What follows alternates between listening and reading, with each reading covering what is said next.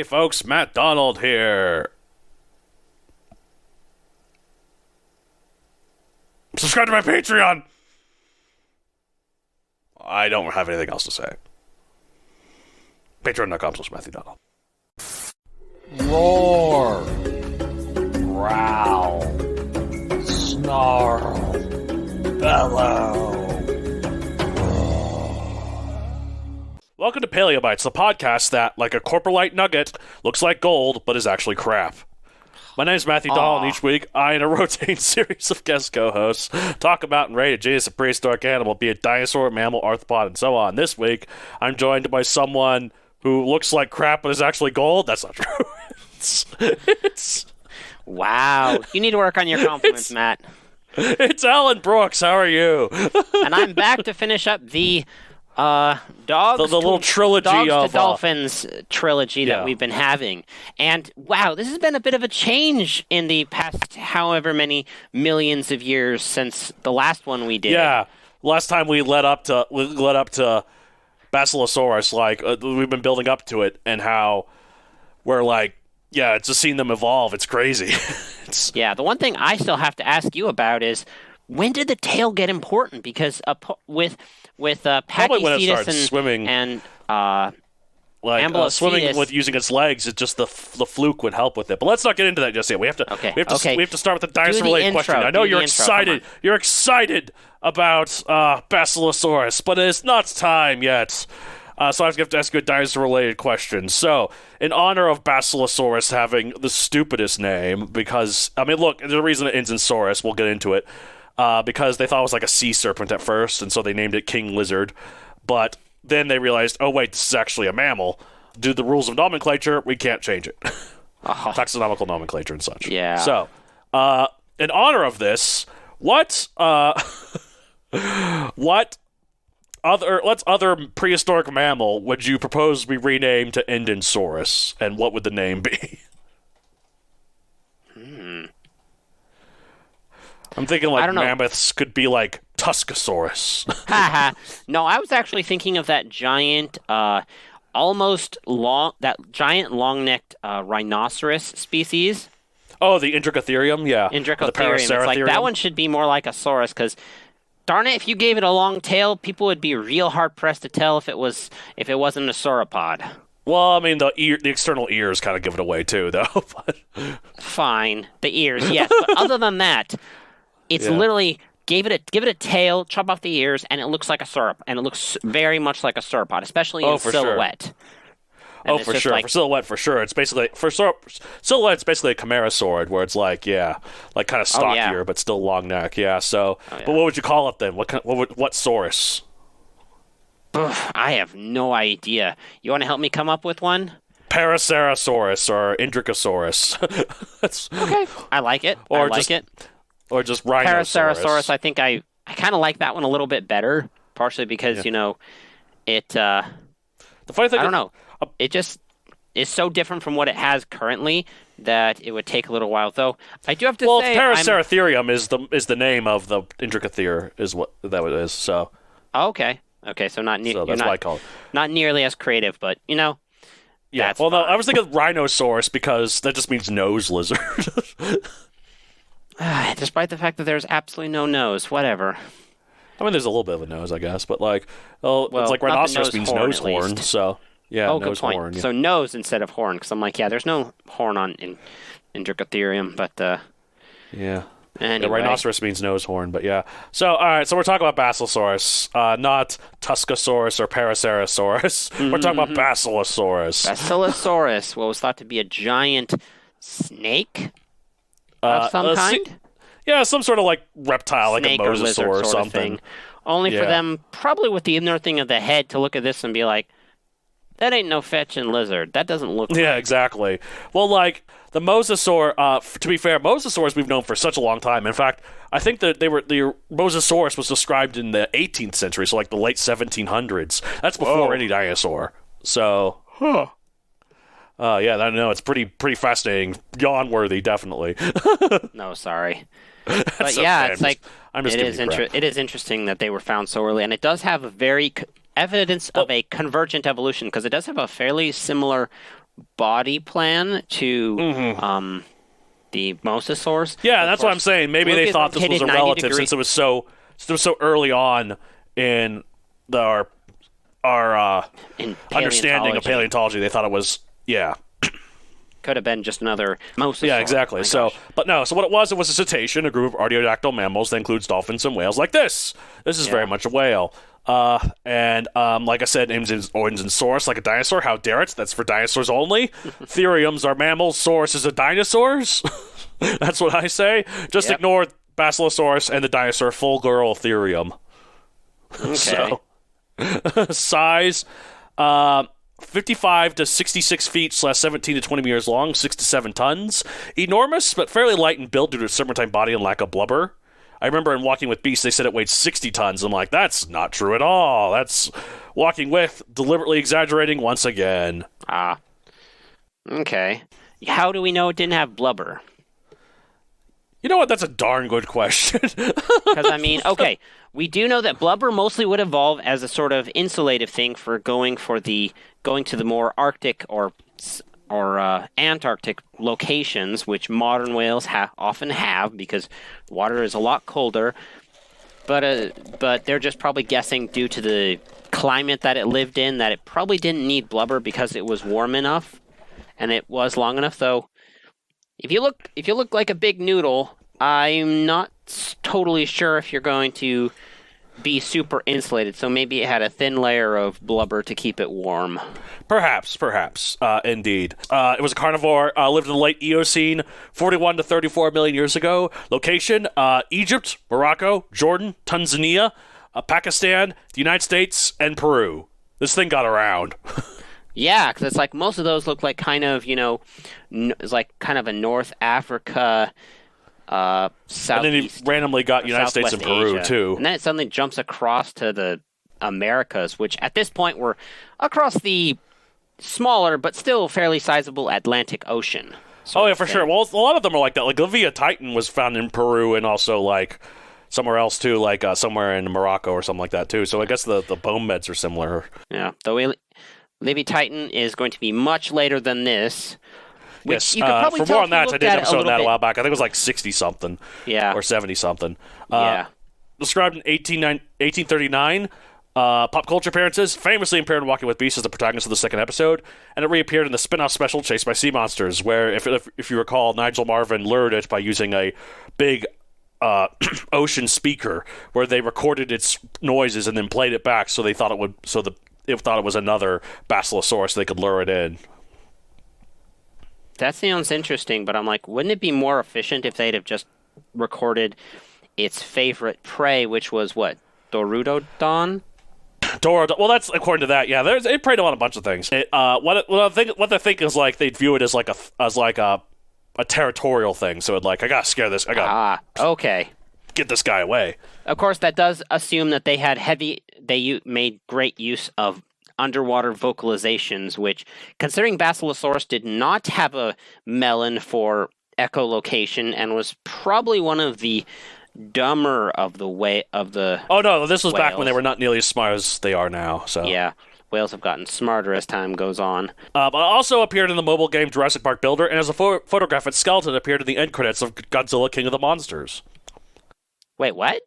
Yeah, apparently in credits of Godzilla King of the Monsters, that big montage of all those different things, basically. Things, yeah. One of them is like a skeleton of Basilosaurus.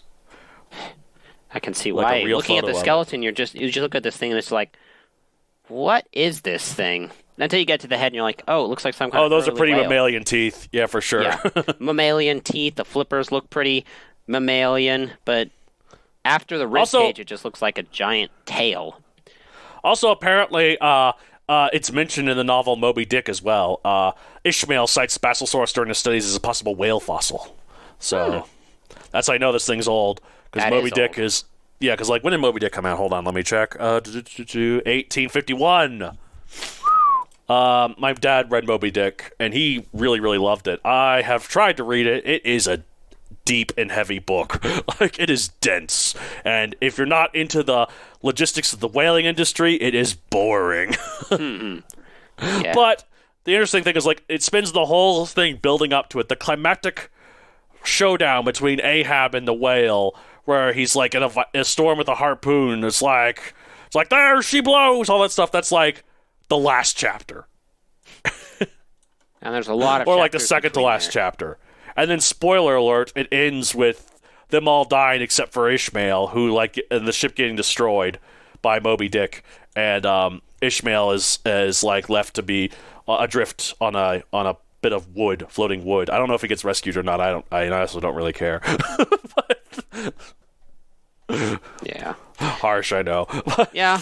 Though I think in predator behavior, I would say Basilosaurus would probably be more akin, a little bit like like sort of a halfway point between sperm whales and modern orcas, because for sure. Well, sperm whales, they don't really feed on big prey other than giant squids. Yeah, but I'm saying it's kind of big like a sperm whale, and it's mostly solitary. I don't know. We're trying. Yeah, well, as far as we know, I mean, it's as far as we know, it was solitary, a large predator.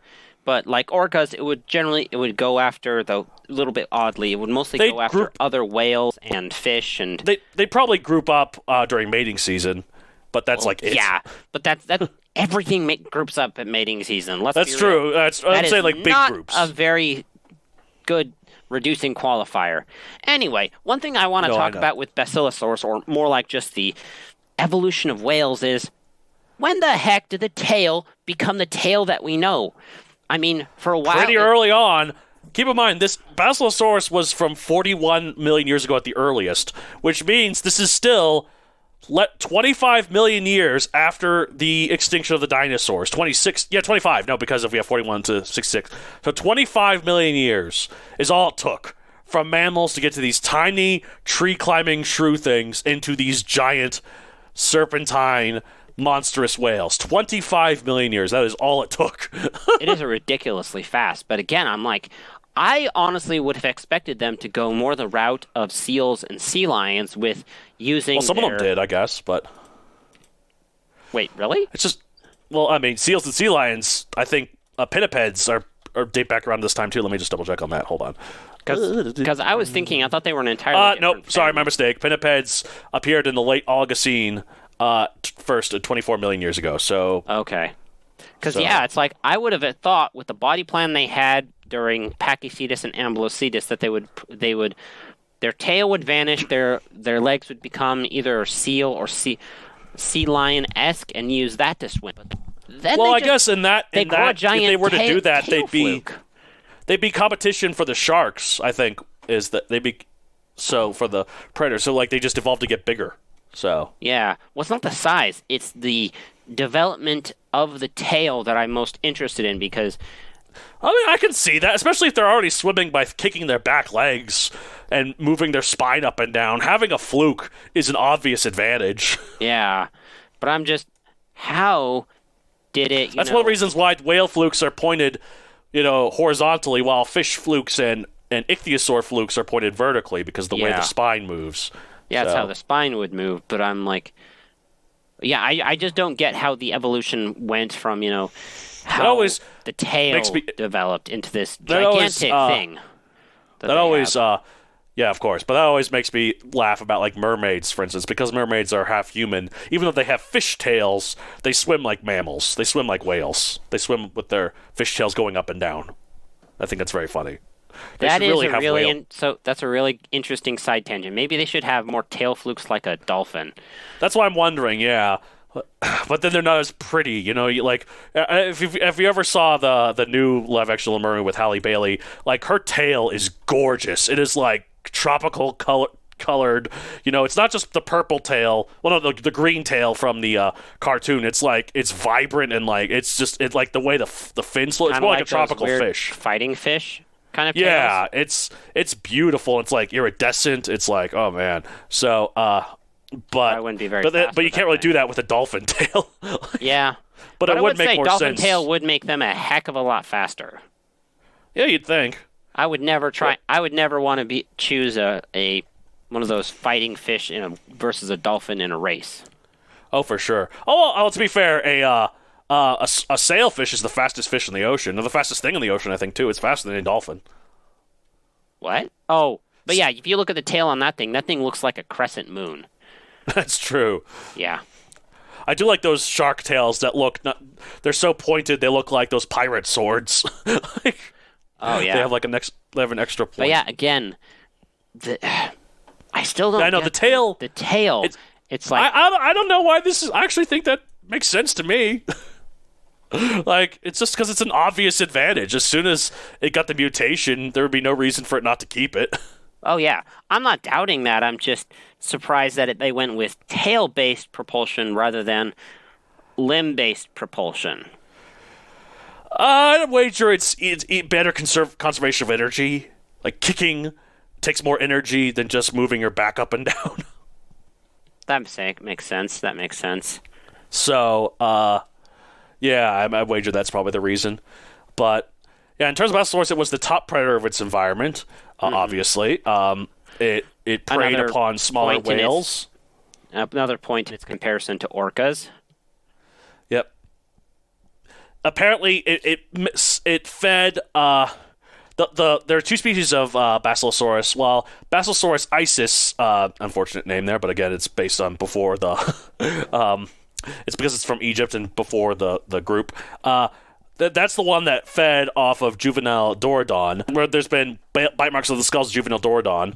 But then the smaller one, Basilosaurus cetoides, it fed exclusively on fish and large sharks. So I'd wager, back to the Mosasaurus comparison, this is pretty similar, probably in ecology, definitely. It's definitely almost the exact same comparison. Because same place. I remember when Jurassic World Dominion first came out, and it showed at the end the Mosasaurus befriending those humpback whales. At first I thought, oh, that's kind of cheesy, would eat them, right? And I'm thinking about it, well, no, because back in Mosasaurus's day, it didn't have prey that big. The only thing that big was other mosasaurs at the time it lived in. So it would probably view it as a rival, maybe, but if not, it would be a friend. Yeah, so or at least maybe not a friend, but those interspecies friendships happen and interspecies partnerships And quite frankly, it would be allowed because no one wants to mess with a mosasaurus. Because a humpback whale is not only too big, but it's also wouldn't be a threat to the mosasaurus at all. Yeah. So. Definitely no crossover in that regard. It makes sense for them to kind of pair up. The Mosasaurus could protect the humpback whale and the bait, especially the calves of the bait. Yeah, so in return, I don't know.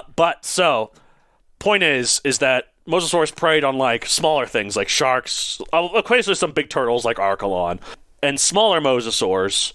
But nothing as big as themselves. And this is the same with Basilosaurus. It fed on turtles, large fish, smaller whales. It's basically the same.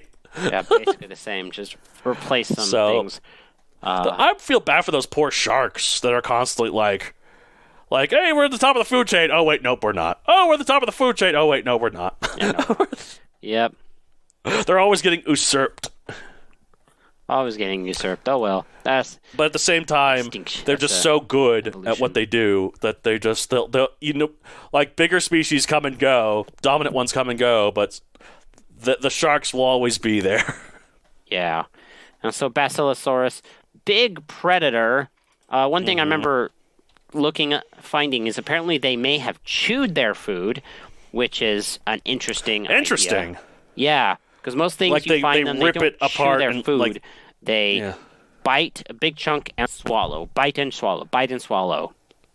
If there's any kind of... Yeah, because I know to be done, you use your body for it. So for something... Right, because I know orcas, they actually prey on blue whales, orcas do. So the things they do is they often go for the lips and the tongues, which is violent as hell. But... and so I'm assuming they grab onto it and they use their body to just rip it off. Yeah. But this it would chew, so you could take a portion out of something, ugh. Now in terms of Basilosaurus' extinction, its fossil record seems to end after the Eocene-Augustine extinction event. this event, the Eocene-Oligocene extinction event, it's not a mass extinction, but it was still enough of an extinction to be notable. Obviously, any extinction, like an extinction event, is not just when one species goes extinct, when a bunch of species do. And so this is like not a mass extinction, but a minor extinction. And it not only killed Basilosaurus, it killed all of Basilosaurus's group of whales, which are known as the archaeocetoids, so which is like the old whales. Yeah. And the extinction of Basilosaurus is what prompted the diversification of modern cetaceans, the neocetoids, and these are early toothed and baleen whales, and they are the ones that evolved into our modern-day toothed whales and baleen whales. And so, at this time, there were no baleen whales. It was just toothed whales, and they weren't modern toothed whales, so they weren't related to toothed whales, but they were carnivorous whales. So. Yeah, carnivorous whales, because apparently one of the things that sets apart many toothed whales is their ability for echolocation, which... Yeah. Apparently, modern sperm whales can get really painfully loud with that sort of thing. Kind of an advantage that Basilosaurus is entirely missing. It's like it cannot echolocate, which means it would have to rely on sight, which means you have to have binocular vision for it in order to do it. And which is, is a thing that like some things have. You can survive that way, but they wouldn't have the scent. And smell analog that sharks do, as well as the electroreception. So it's kind of amazing that they managed to do so well. It probably was due to despite their lackluster intelligence, they may have been. They were just brute force. Smart enough. What it was. Well, what? I'm sorry. What were we gonna say? Oh, I was actually gonna say it's kind of amazing that they managed to take the top spot. I'm not totally sure how. What do you think would be? Why they took the top spot? Was it just I think it's brute force. Size? I think it's size and brute force. Yeah. True. It doesn't take. Let's look at the other ones. Like Dunkleosteus, it's not intelligent. Like Mosasaurs, I don't think we're particularly intelligent either. So. No. It's just the whales, really. Whales got big enough. Yeah, although to be fair, sometimes predators don't have to need to be intelligent. It's like T-Rex being the overpowered freak it is one of the inceptions. It's actually one of the biggest brains of any dinosaur relative to its body size, even though it's freaking enormous. So T-Rex is just overpowered in every way. Yeah. But yeah. But yeah, that's pretty much Basilosaurus. It's just it's not even like we could continue this little mini series of whale evolution if you wanted. Although again, Livia Titan I've already done, but it's just interesting to see 25 million years is all it took from the first artiodactyls to actually no, it was 10 million years is when they came in. So where did let's see if I can find out what the starting point was, and then we can finish it off here. All right. That looks like it would be Indo-Hyas, which was 49 to 48 million years ago. Well, no, I'm talking about when the dinosaurs died. 65? Yeah. Let's see. Pan-Eungulatia, all true ungulates, is cladoplacental mammals, and they range from the late Cretaceous, 79 to 5 years ago to now. Let's go to... Okay, this is okay, I think this is probably our starting point. We could probably do this. We'd have to go back. But Protungulatum. It's the extinct years of eutherium mammals, possibly the earliest known placental mammals in the fossil record. And it is the one that evolved into other placental mammals as well as the whales. So, and it lived from 70 to 63 million years ago. So it means it was a survivor of the mass extinction. So yeah. From 65 million years to Basilosaurus' 41 million years ago was all it took for mammals to go from basically the proto-mammals to kings of the ocean that, quite frankly, have not been overthrown, despite a valiant attempt from Megalodon. But exactly. That sucker had tried. Competition from Leviathan. Leviathan or whatever it is. Which, that's a scary thing. Oh, for sure. It's funny to see, like, to modern-day orcas that whales have basically took a very, very brief time to go from nothing to kings of the ocean. From nobody to nightmare, the TV trope. So, mare. Yes, very much so. All right, well, I'm going to rate it 55 million out of 65 million. Maybe 56 million, because it's pretty cool. But I don't know, mosasaurs are cooler. It's reptile. They're missing a lot of the things that would make later toothed whales really good. The intelligence they're missing, they are lacking entirely the completely busted ability of echolocation. So yeah, and apparently they don't have blubber either. But that just means blubber, they're different which enough. means that they could not invade the colder water areas, which is actually the more rich areas if you want to, get lots of food. Well, that's the advantage that had made the whales safe from Megalodon, because the reason that Megalodon went extinct, we think, is because when the Ice Age came, all of its prey moved further north, while Megalodon was reduced to the tropics because it couldn't survive up in the north, and then its prey all left, and it could survive up north. It was starved to extinction. Huh. So, yeah. So what are you going to rate it? I was going to say about 50 million. I mean, it is starting to get the reasons why it is basically when whales started to realize, oh, hey, we can do this whole kings of the ocean thing. King lizards of the ocean. They're like, wait a minute. King lizard. Yeah, that one is definitely one they might need to rename. They can't, though. That's the really frustrating thing. It's like, if you as a joke, when you're drunk and you name a paper, or you write a paper to name a dinosaur Goo Goo Gaga Saurus, and then it ends up being a valid species, guess what? It sticks. It sticks. Man, but yeah, Goo Goo Gaga Saurus ends up being definitely learning what being a whale means. Mm-hmm. Sad they went, but yeah, they would not be able. I'm glad they're gone. I don't have to deal with them when I swim. Yeah, but yeah, they through the things that happened with Basilosaurus, we now have the orcas, the dolphins, the sperm whales, and all that stuff. A great addition to this planet Earth. A great addition to the collection of sea predators. Scary sea predators. Yep. All right. Absolutely. All right. Well, that's it for this week. You'll get another show and contact me at paleobytespodcast@gmail.com, at paleobytespod on Twitter, and paleobytespodcast on Instagram. You can find me on social media at Methadon Creator on Facebook, and Methadon64 everywhere else. So, like Instagram, Twitter, TikTok. If you want to send Al any messages for whatever reason, I guess send a message to the Paleobytes Pod, and I'll relay any messages that you might have. Mm-hmm.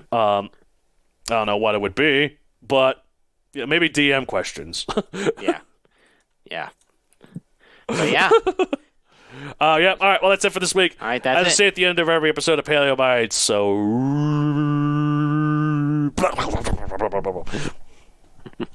All right. Bye, everyone. Bye.